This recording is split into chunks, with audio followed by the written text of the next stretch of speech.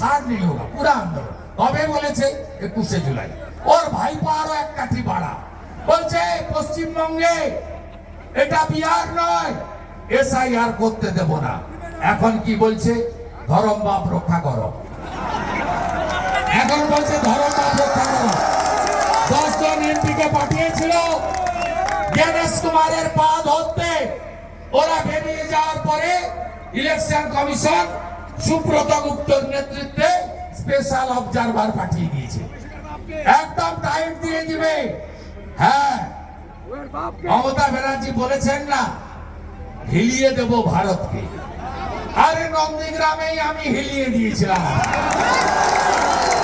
আর এই যে জনগণ দেখছেন, এই জনগণ এপ্রিল মাসে আপনাকে এমন হেলা হেলাবে, এমন হেলা হেলাবে, যা পিসি তুই চলে যা, যা পিসি তুই চলে যা, যা পিসি তুই চলে যা, যা পিসি তুই চলে যা, এমন হেলাবে আপনাকে বর্ডার পার করিয়ে দেবে। কাছেই রংপুর, এদিকে পঞ্চালন, ভাগিয়ে দিবে।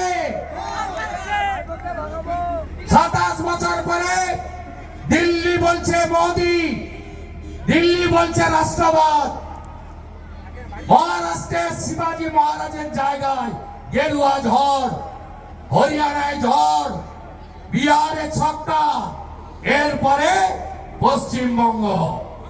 আমি কথা দিয়ে গেলাম আপনাদেরকে, ভোট হবে, গুন্ডাদের যেখানে রাখতে হয় রাখবো।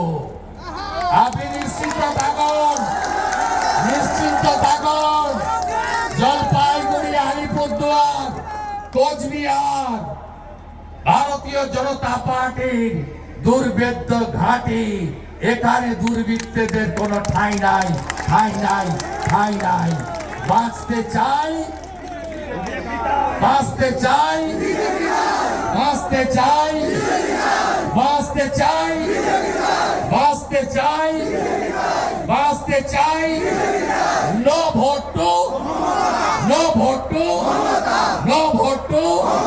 দড়ি ধরে মারো টান, দড়ি ধরে মারো টান, দড়ি ধরে মারো টান।